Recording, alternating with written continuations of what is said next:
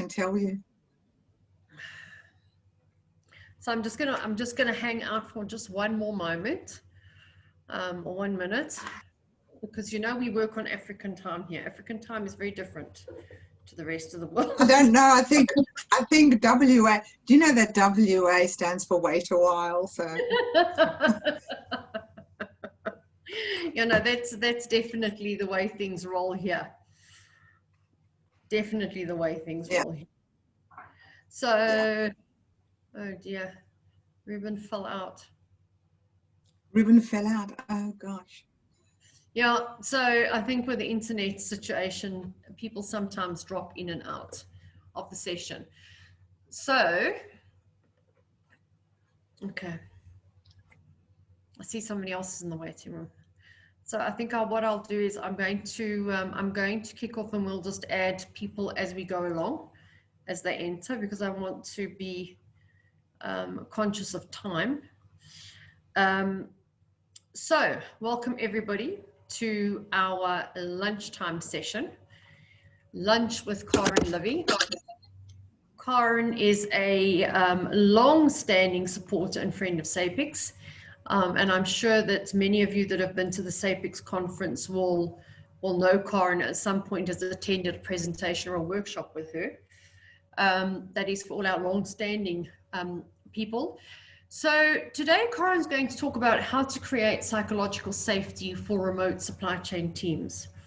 So in the middle of a pandemic, we are not conducting business as usual. And supply chains are under huge pressure to continue to deliver under major constraints. So to keep the supply chains going, we rely on people. Systems and procedures are important, yes, but people are the biggest component or the most important component right now. And the question has to be asked is, how are they managed to cope? How are they managing to cope? So I think that all of you will agree with me that lockdown has been challenging. It has been hard. We're all feeling some level of lockdown. I don't know, what do they call it? Like a cabin fever, lockdown fever. And whilst you're still interacting with your teams, it's kind of not the same as being in the office and being able to, you know, pop around and have a chat and a cup of coffee. So the important thing here is that leaders within the organizations need to recognize how this situation has impacted the people and their levels of performance. How are your people performing in this current situation, and what can you do to change that? What is going on inside our heads, and what type of support is needed for individuals that their leaders can give them? So Karen's going to explore how supply chain leaders can apply some basic cutting-edge neuroscience concepts to support and uplift their teams, looking at the impact of remote teams, 3 components to develop a safe work zone, and a framework to recognize the individual's needs of your team. So I am going to give Karen the opportunity to introduce herself and give you some background to her experience and years of experience, of which she has a lot, but I'm going to let her do her own introduction, and she can tell you a little bit about herself. So welcome everybody, and Karen, take it away for us. Thank you. Okay, great. Thank you. Thank you, Tanya, and thanks everybody and coming along and having lunch with me. I know I'm standing in Perth, Australia, so us it's dinner time. We've had our Tuesday day already, so welcome and thank you very much. As Tanya's mentioned, I've been to SAPIX a number of times, and APIX over in the USA has been part of that supply chain community. I have a degree in psychology and an MBA, as well as a qualification in neuroscience of leadership and a few other things, which might be of interest at some point if anybody wants to know more. And for me, the whole fascinating thing I discovered when I got into the whole idea of neuroscience is how our brain impacts the way we think and do, and what we can do to help ourselves. Our brain is like the superpower that we don't really use enough or understand enough. And I'm hoping that when I give you a little bit of insight into the possibilities and what happens, you'll be able to think about ideas that you understand more of the why this is a threat or a red flag to some people and not for others.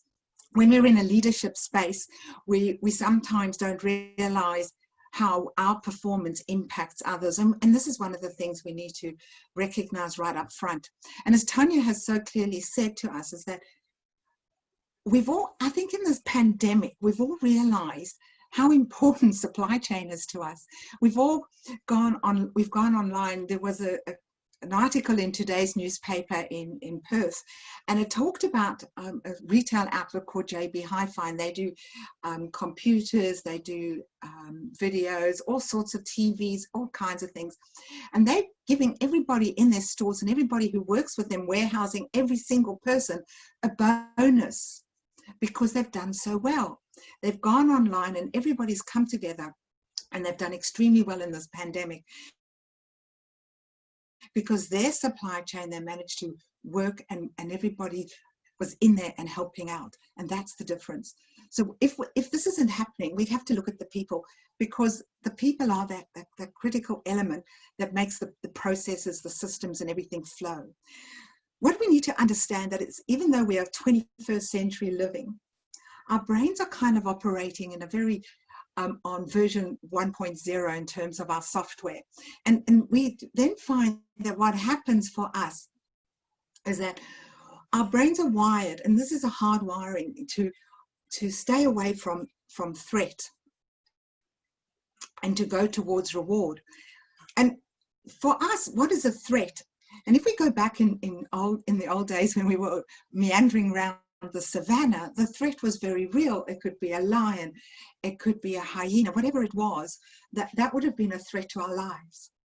And I think you need to realize that the reason you're here today, or you can be here today and be with me in this virtual space, is because your ancestors were so good at looking out for threats. They managed to be on the lookout and look after themselves so well that here you are on the 18th of August in your places, all thanks to them. So the idea of the threat and keeping yourself safe from anything that can get in the way or hurt us is deeply wired in our system.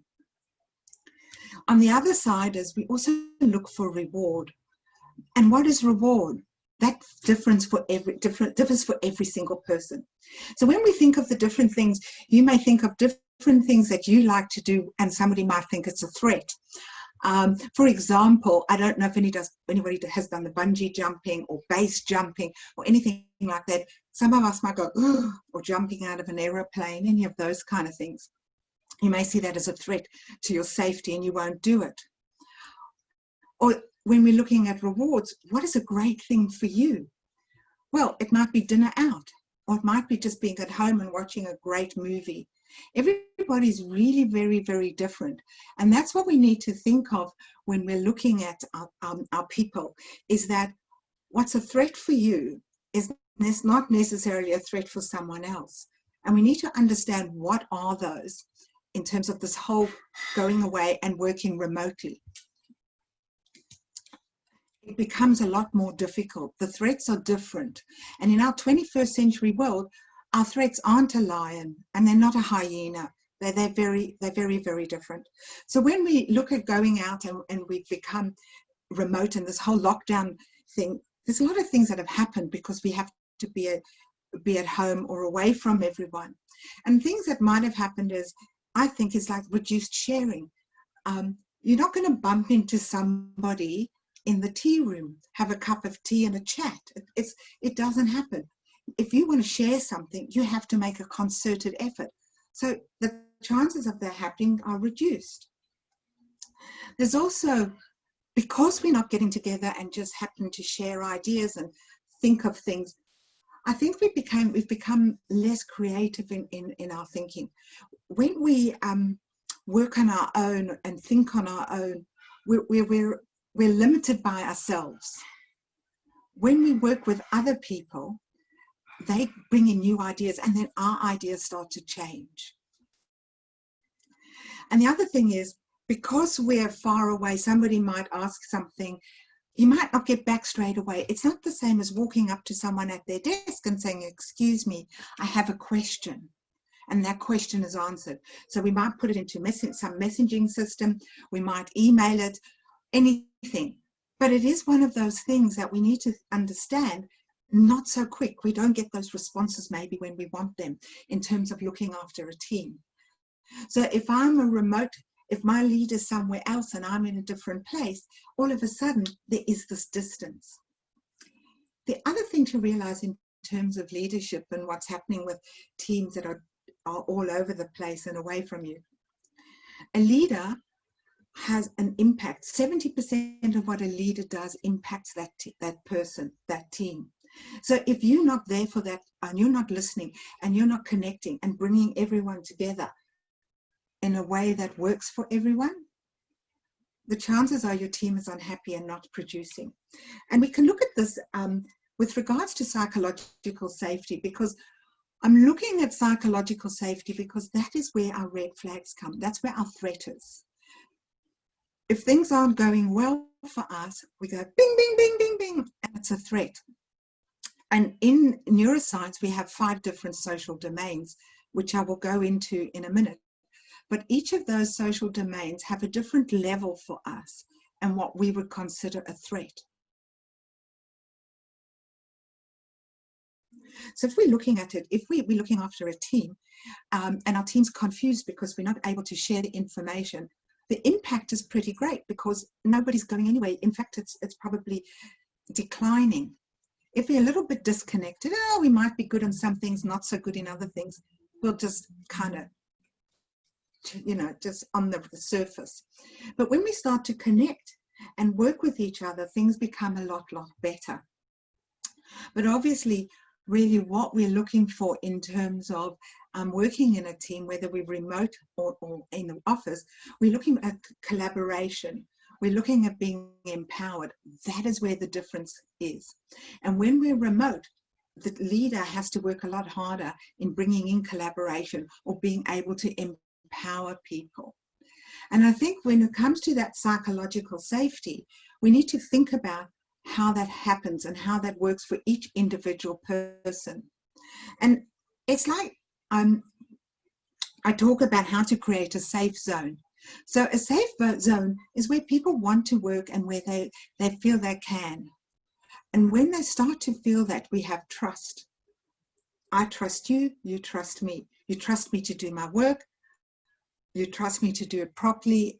This is where the leadership comes in. And whatever work I do and whatever I bring to the table, you value. And as a leader, if you value what I'm bringing, I'm starting to give you more. I might share more.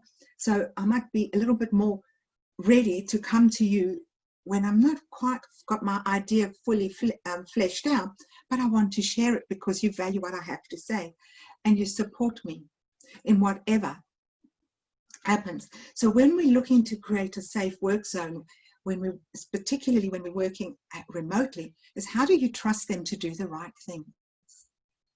How do you value and show that you value what they bring into the table? And also, what are you doing about supporting them? These are the 3 things that are critical to having the safe work zone. So I'm going to look at the different domains, and it's if you're looking at each one separately, you'll see that you're able to create a space for each social domain for that person, and that starts to reduce the risk, and we start looking towards rewards. So the framework I have, the first one is certainty. So when we're looking at certainty, it means we need to know what's next, what's coming up. And obviously in this whole pandemic that we're going through, the one thing we know is we don't know. There's a lot of uncertainty. So we need to look at that and think, well, what can we do to help help our remote workforce. Autonomy is important for being able to feel like we're in control. And again, the pandemic is working against us. Some of us don't feel that we're in control. We feel like we're being controlled.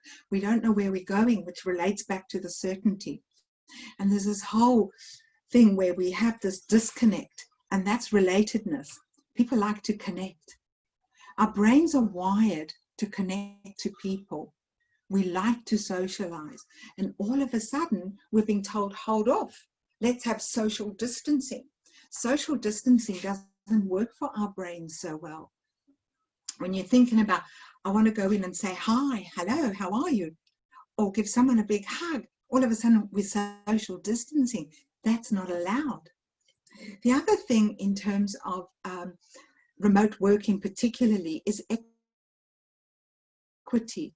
How do I know that everybody's having the same, that it's sharing is caring kind of idea, that there's fairness involved? It's very important. And the lucky last one is status. And status is about making sure that you're valued, you're respected. And sometimes in that remote space, we don't know. It's like this black hole. We're doing things and it's all just disappearing into a black hole. So I want to ask, so I'm going to go into each of these individually, and we're going to have a poll for each one. And it would be great if you can all vote on that poll. So the first one I'm going to bring up is certainty. So what I'd like is for, I think it's Cindy Lee's going to be bringing it up. If you can bring up the first poll, please, that would be great. Thank you. Okay, so it says, expectations and boundaries must be clearly outlined. Do you agree, mostly disagree, or so if you can just submit that, and then we'll see where you all go. Found the chat. So, so when we're looking at clarity, certainty, what we're looking for is this decided not to work. Okay, so here we've got most people agree that they need the boundaries to be clearly out. Most people agree that they should be, and then there's mostly agree. There's not many people, in fact, there's nobody there who thinks they shouldn't have any certainty. So if we have a look at this, do you have clarity? Do you have certainty? Now think about that. You want boundaries. It's important to you. How important is it to your workforce? And if they do need it, how can you give it to them in this whole scheme of pandemic? So my question is really, what is the best way for you to discuss this and set up a routine for your team? So what does a routine give us? A routine gives us certainty. When we move from going to work, getting up, getting a shower, getting out there, going to work, knowing where we sit, knowing what comes first, knowing when the meetings are, there's a whole raft of certainty, predictability. Our brains really like that. We feel very comforted.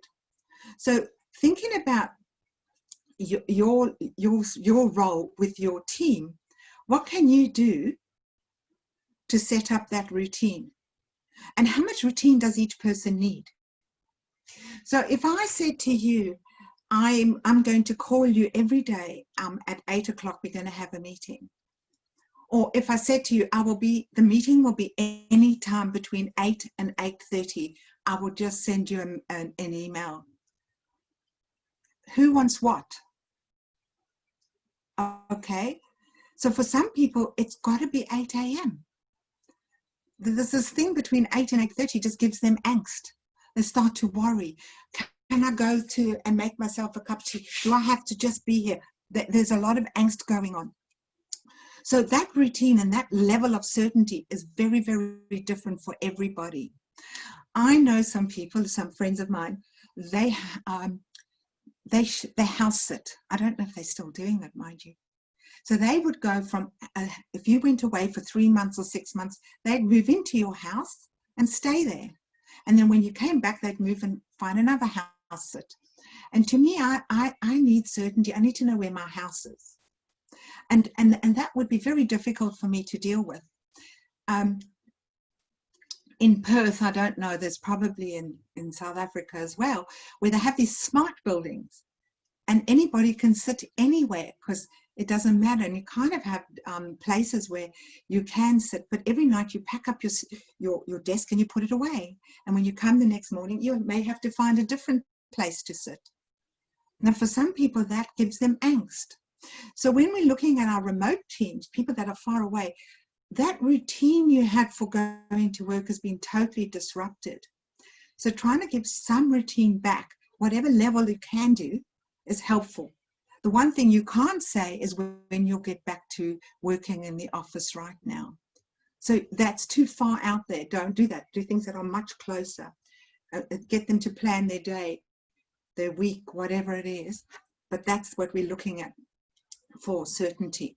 All right, so the next one I want to ask, if Cindy Lee can put up the next poll for me, please, just to see what the group think.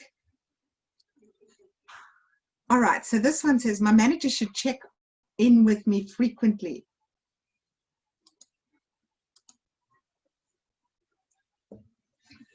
And so some people really like that. They really want their managers to be looking after them really closely, and others don't. They want to just be told, this is the work you need to do, go for it. So if we have a look at that in terms of where you think it is versus where your team is, you're going to see that's going to be quite different. And just waiting for the result of that poll, we'll see how that comes up.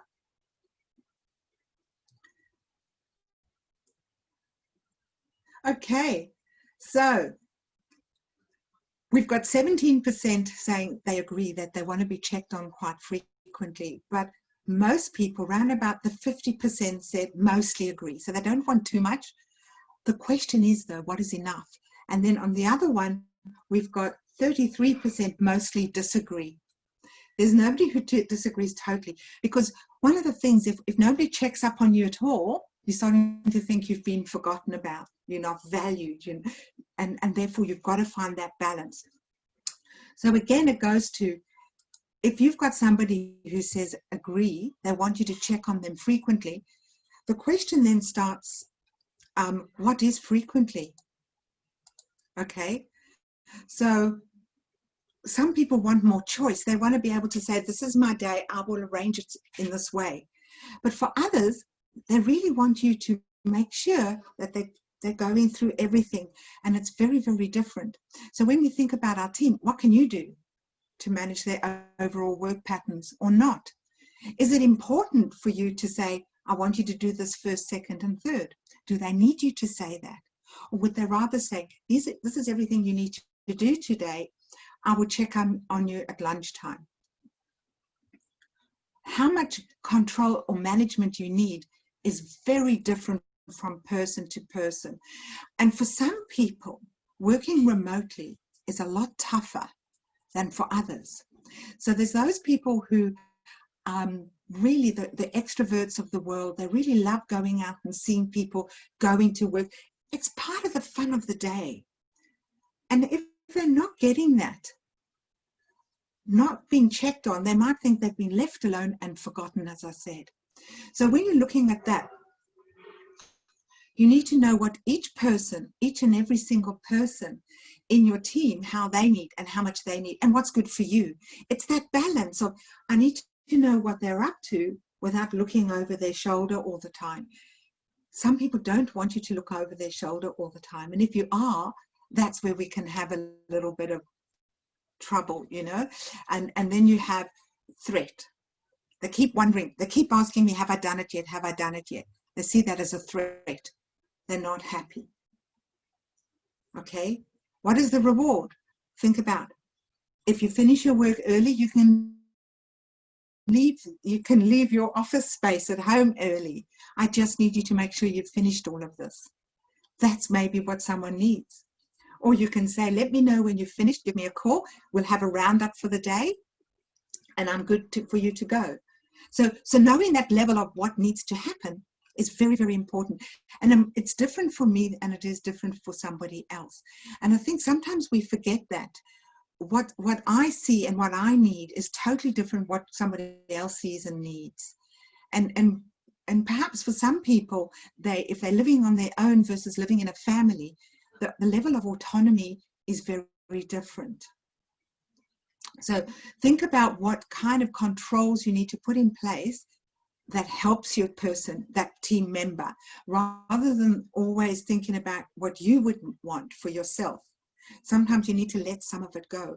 You may want them to keep reporting in every hour or every 2 hours or every 3 hours or whatever it is, but it doesn't work for them. And if it's not working for them, they're not being productive.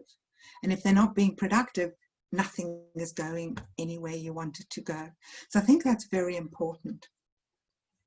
So the next pole I'd like to look at is relatedness, and that's how we connect to others.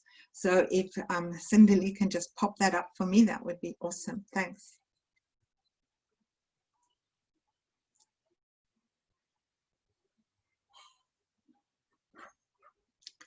Okay, I miss the informal chit chat and laughs at work. You agree, mostly disagree, mostly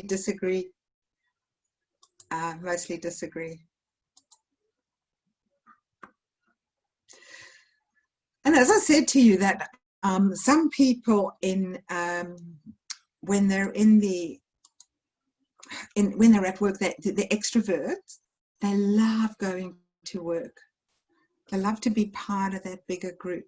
So then 60% of the people miss the informal chit chat. 13% mostly, and 27 disagree.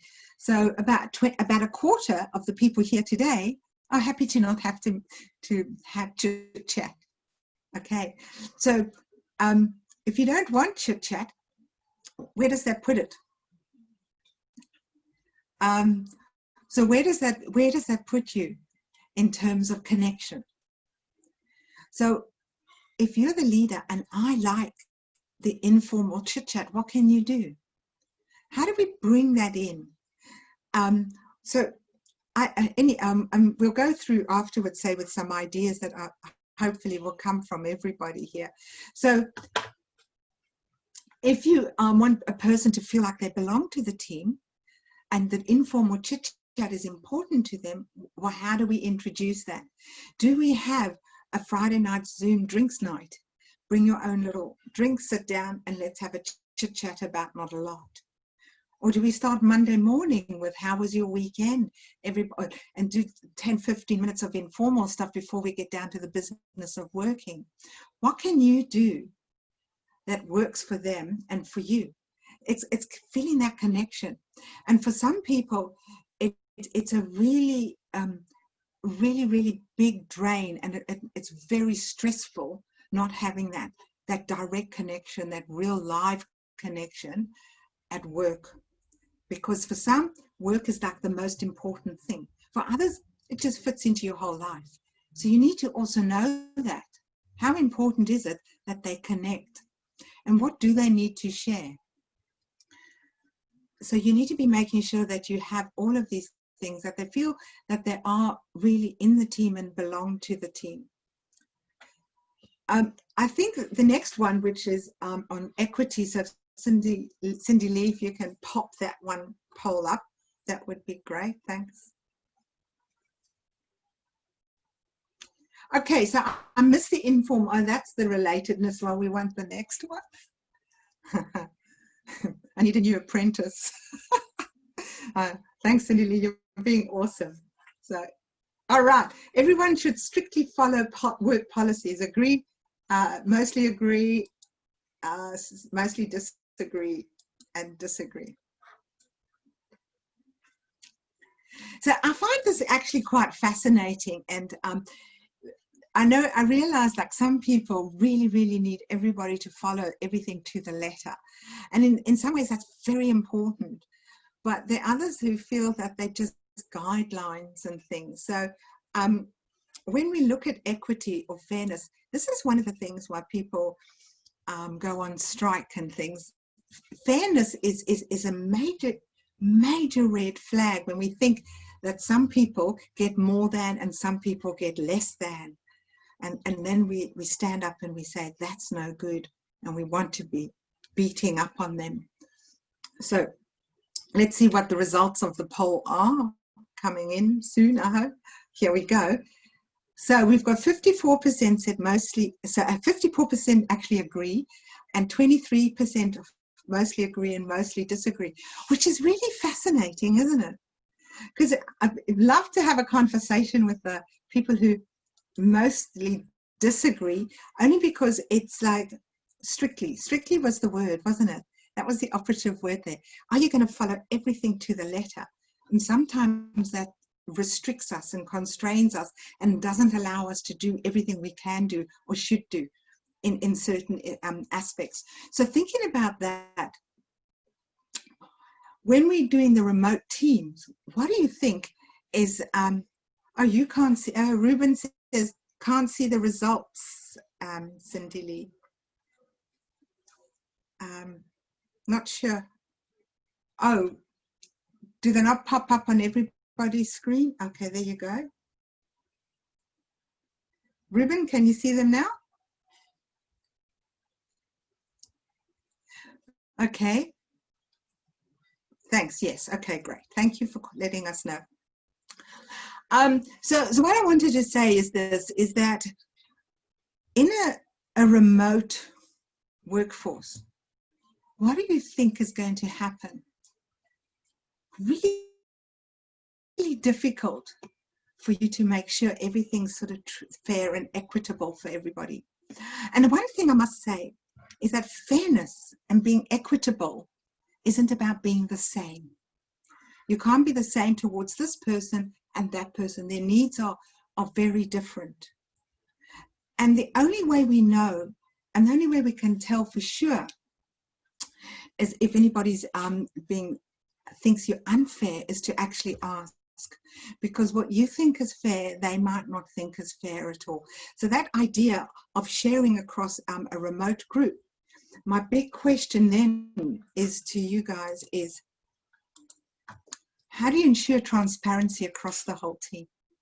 What is it that you can do to make sure everybody thinks and knows they're getting what they need to get? If you think you're getting all the bad work, you know, you think, oh, I'm always given the tough jobs, there may be a reason for that. Or it might be your skill set. It's just the way we view the world. And I think one of the important things there, in particular with fairness, is the filters we use are fascinating. You might think that they're always telling you off, because why? Well, when they talk to you and say you didn't do this well, you're listening. Are you listening that well when they're telling other people that they didn't do a good job? Not so much, because that doesn't impact as much. So when we're thinking about fairness and being transparent, we sometimes get ourselves in a bit of a mess, because our filters stream through the kind of information that we're looking for. And the kind of information that we're looking for the most part, is about us. So when any information comes in about us and it's negative, we're going to think they're always at us, it's not fair. May not be true. It may be true. The thing is, though, from a leadership point of view, if you're the leader and I'm thinking you're always giving it to me, I'm not happy and I'm not working well. And I think that is the big thing here. And so you need to realize that my filters and the way I take on information means you need to be fair and equitable and seem to be that way. And in the remote workforce, I don't know who you're talking to when. When you're in the office, you've got an idea of who the boss is talking to. When you're alone in your house, you don't know. And if something crops up in a conversation or an email or something, you think, I know nothing about this. Why wasn't I included? You're going to go into this downward spiral in terms of threat and start to think all sorts of things. And we blow things up sometimes out of proportion because we're on our own and we're just thinking through, and we're getting too analytical about something really, really small, and somebody else has not noticed. So as a leader, it's very important to be thinking about, how do I make sure everyone sees me as being transparent, and how I am and how I behave. And that's, again, setting up some systems and processes, which is perhaps having a daily meeting with everybody and sharing openly and trusting them to let you know as you will trust them to let them know, and to discuss that. And when you, with the meeting, you can say, okay, is everybody okay with what's happened here? You all think it's, because you don't know unless you ask. You won't know what I'm thinking unless you ask me what I'm thinking. I think so many people just assume, and assuming things is going to get you into hot water when it comes to people. So as a leader, don't assume, check it out and make sure that they're able to look after themselves really well in terms of transparency. So it's a two-way street. Okay, thanks. Cindy, if you can do, Cindy Lee, please, if you can do the next one, that would be great. That's the poll I'm talking about. Lovely. So this one, it says, I like to acknowledge I like people to acknowledge my contributions. Agree, mostly agree, and so on. So,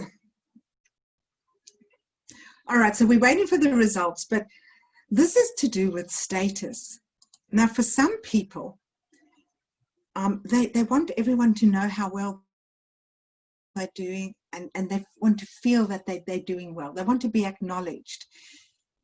And I know that that varies so much. So what is that acknowledgement all about? Okay, Cindy Lee, if you can just leave that up there for a little while, just so everyone can see. Most people are on the mostly agree, 64%, and we've got 36% on agree. So what's definitely is your contributions need to be acknowledged.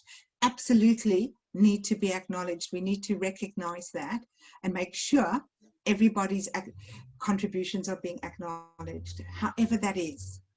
Now, how can you do that? There's different ways. If I've really done a really great job, there's two different ways. You can either say, thank you very much at the meeting, Karen, you did fantastically well. Thank you, that was awesome. Or you could send an email. Thank you, Karen, and have everybody in it. It depends on where you want to go. And I'm not sure, does anybody do newsletters at all? Anyone in the newsletter, company-based newsletters? Oh, can't see the chat, but a company-based newsletter is quite good because then the whole organization sees it. So if there's ways of acknowledging major contributions from individuals as well as the team. Okay, so we need to understand that this is important as a team as well. If they're all coming together and they're all working together, it's also very important. And for some people, you know, in terms of team, you know, now it's harder because we're remote. But you could have a bit of fun and game, get everyone together and say, bring in your tea, let's sit down and give each other a high five for what we've managed to produce this week, and have that conversation. Everybody then starts to feel good about themselves.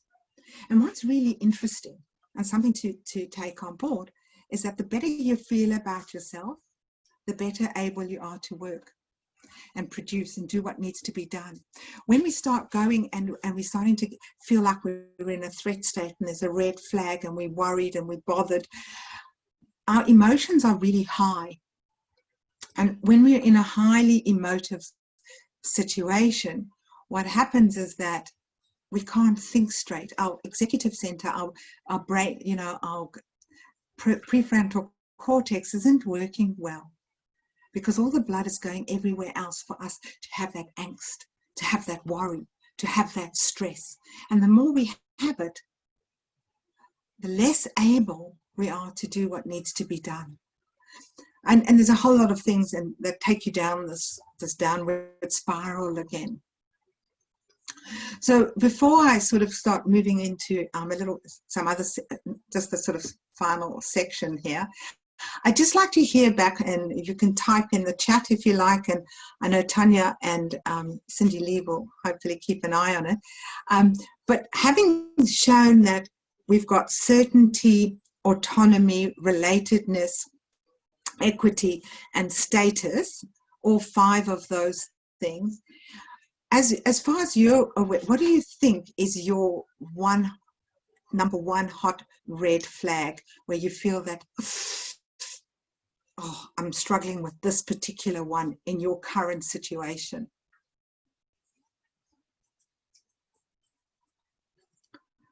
And I don't know if you can come off mute, but that's also okay for me. I don't mind either way, whichever's easiest.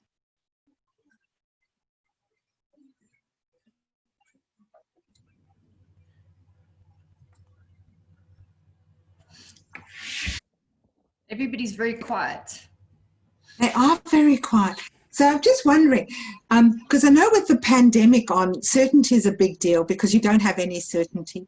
But is everybody happy with their current routines, the way things are fixed for them, the way they've kind of got their, another normal happening? I don't know if it's, I don't think it's quite the new normal. There will be a new normal when you eventually get back to work. But in the meantime, the sort of interim normal, is that working for everybody? In terms of certainty, know your routine, know where you're up to, know what comes first, kind of got a pattern going for your day, your daily stuff that you're doing at the moment. So, Karen, there are some comments coming through on the chat line here. I'm just going to read them out. Okay, great. Establishing a routine at home that doesn't get interrupted, different roles that you have, the chit-chat with the office family, miss that. Inability to see clients' reactions. Some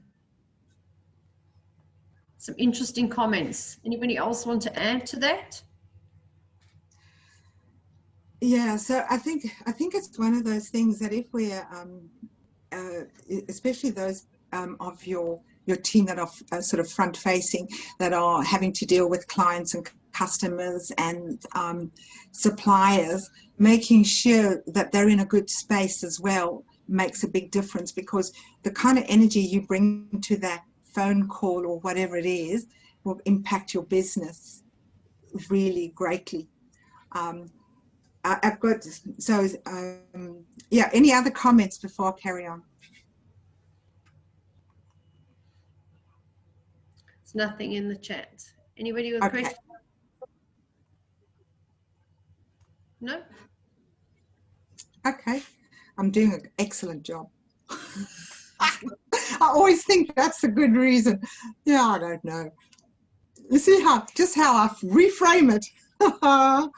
Okay, so I just want to say that basically psychological safety is a lead indicator. And what I mean by that is if people are unhappy, as I said to you, the end result, the outcomes for the business and for everything that's going on is going to be negative. In fact, you can measure psychological safety. And I know one of the things where companies have looked into psychological safety specifically, and they've tweaked something ever, you know, in terms of the leadership and how they've managed, because as I said, that leader has a 70% impact on the way that team performs. So with that, there was a retail outlet in Australia, and I don't know how, there were loads of outlets because it was national, but with a little tweak with how the leaders managed the teams differently, because they were all different, they increased their turnover by $30,000 per outlet. And there was a technical team that did software team, and their productivity levels increased by 43% just with those little changes. So what I'm saying to you here is that if you know your team and you know what's important for them, particularly because they're remote, you can't see and pick up the vibe as much as you would do if you were sitting in an office. I want you to realize that can make the difference between a highly performing team and something that's just about managing or almost falling over. And if we have a look at this, I like to think of it as ROI. So when you're looking after your team in terms of their psychological safety, so what does that mean? Well, it means there's trust both ways. I trust you to do your job, and you trust me to take it on board. We all trust each other. And I, as a leader, value you, and I value your contribution, and I support you. And I think the big thing here is, in that situation, if you make a mistake or something goes wrong, everyone sees that as a learning experience. You don't start to worry and think, oh, everything's going to go wrong. And so in terms of psychological safety, the relationship's much, much better, because I can share and I'm prepared to share. And if I fall over, I let you know sooner rather than later. And the outcome then is much more positive. And as I said to you, if I'm front facing with suppliers, customers, clients, whoever, that makes a difference in the way that happens. It's a positive or negative. And the bottom line impact is on your profit margins. So if you're making the money there because I am working much better, because I feel safe and secure, and that's what psychological safety does. So knowing what I need specifically and helping me to achieve that and get that means I'm performing. And if everybody in your team is being worked and managed that way, they come together and they're pretty awesome. Okay, so what I would like to hear, I really would like to hear, what ideas have you got that you think, based on the thinking and the chat I've been talking, you haven't chatted really at all. Any ideas that you may have that you think that you're going to try in terms of finding out where people sit into those different levels of social domains with regards to neuroscience in your brain?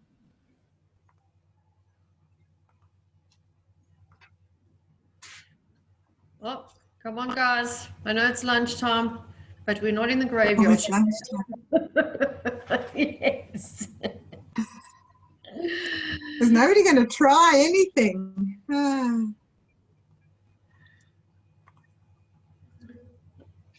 Sometimes they get shy. Yeah, so you can talk or you can type, whichever's easiest. I'm happy with either. And I can't see the chat, so I'm totally reliant on Tonya.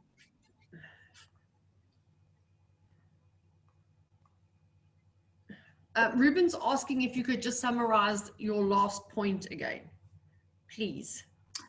Oh, okay.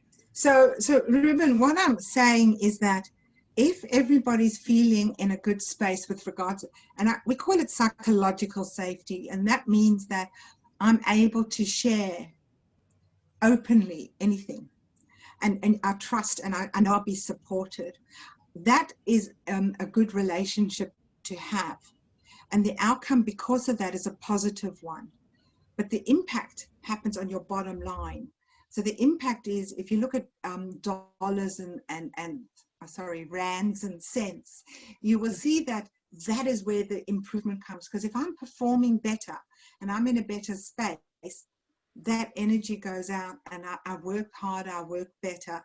And so we produce more, and we find good ideas. We know how to solve problems better because we feel safe and secure. And if I come up with an idea that doesn't work, you're not going to kick me around the office. You're going to say, okay, Karen, think this through a second time.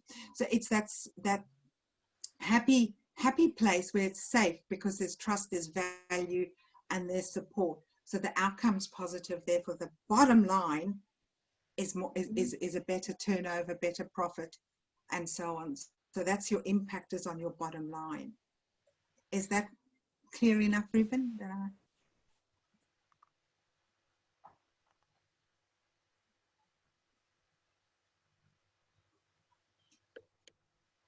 Ruben, you're on mute. We can't hear you. Oh, is he talking? It looks like he's talking. It sounds not coming. Still nothing. Oh, it's there. Okay, so while we're trying to get Ruben's sound to come through. Okay.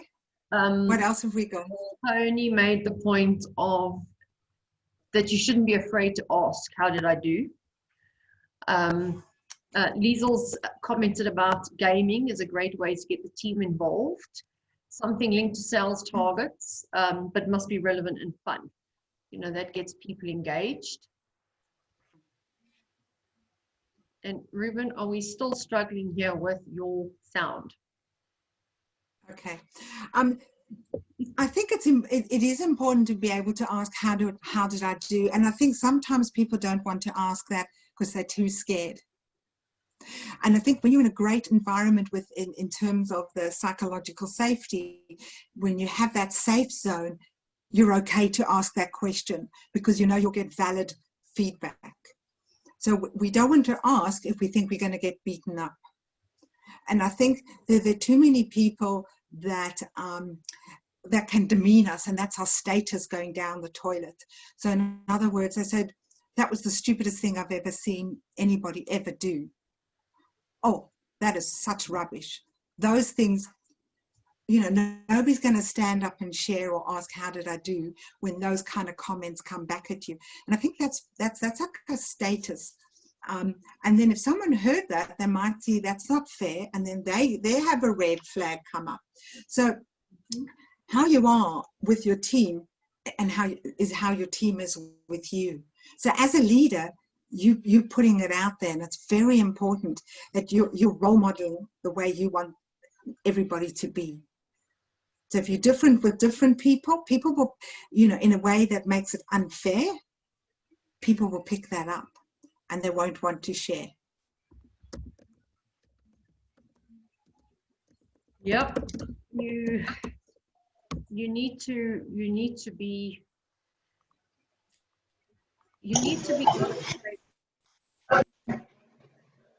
put forward suggestions. Francois, you want to talk there? Yes, thank you for the information being shared. I think it's really valuable.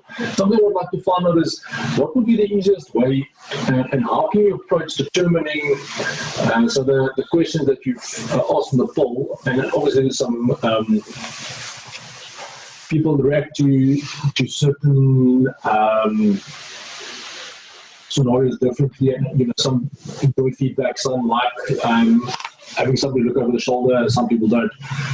How would you, from a structured questions and how to approach that sort of thing to get that feedback from your employees so you understand them better?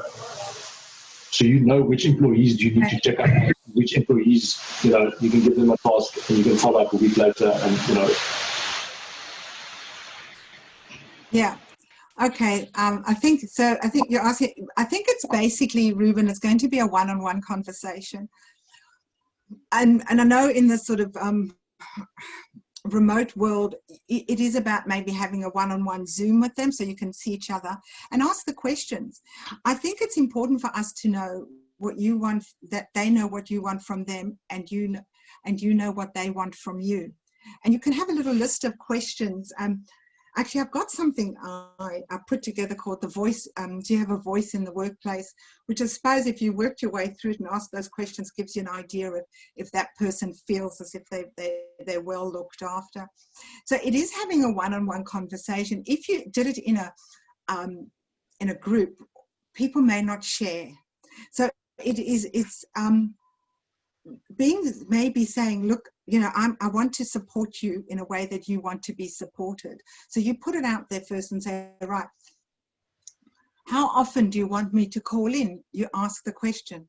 Do you want me to help plan your day, or would you rather just let me know what you're doing today, and then I'll follow up at lunchtime or in the afternoon? You have to ask the question. As soon as you start to assume you know, without talking about it, you're in trouble. You can't know. You can't know. You just won't know. You cannot know what someone's thinking. You think you know. And I have to tell you this, that there's a lot of research about facial expressions and what you think they, you know what they're thinking. You don't know what they're thinking. There's a lot of research to prove that. So you have to ask the questions. Okay, ask the questions, do a one-on-one, and I think be genuine. the other thing is, if you ask it to because you think you should, they will pick that up and they won't answer you truthfully. So if you really want to know, you must feel it in your heart, seriously, because your brain is so clever. It picks it up. So if you want them to share with you, you need to be ready to hear what they have to say and live with it and act on it. All right. Okay. Anything else? Okay. So,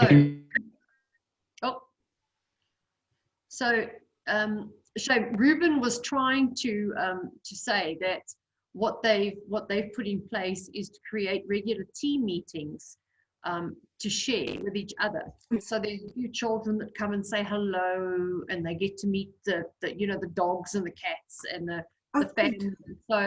So while still engaging, but kind of keeping that more, casual approach almost, but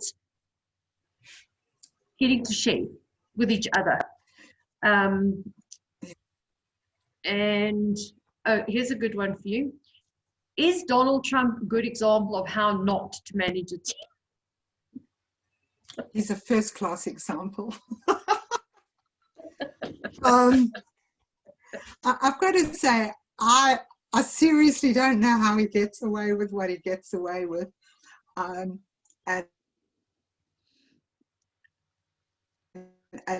he's really scary because he's inconsistent. He goes from this to that, and he just shuts you down if he doesn't know the answers. No, he's so not what you should do. The fact that he's running a whole country, anyway, another story. Yeah. Shocking horror. So yeah, Ruben, and then Ruben's last comment was that he hopes that they've created through this platform of getting the kids and the dogs and the cats involved. Even in the absence of chit chat, they've managed to keep people motivated. It was always about the result, not the activity. So a combination of group and individual interactions is needed. So he agrees with that. I don't know if anybody else has any other comments or questions. I think this is a really, unfortunately, I think that. Yeah, I was just going to say that. Yeah. Everybody what? What I was going to say is that I think that there is so much focus on getting stuff done and dealing with COVID and really getting those, just keeping the supply chains going, that the people side of it kind of gets pushed aside. And like you say, don't assume. Assumption will make an ass out of you. There needs to be a bigger focus on it. That's what my observation is.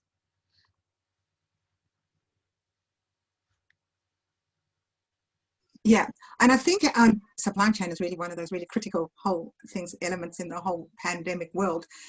I do think it's important to occasionally have that one-on-one conversations with each person.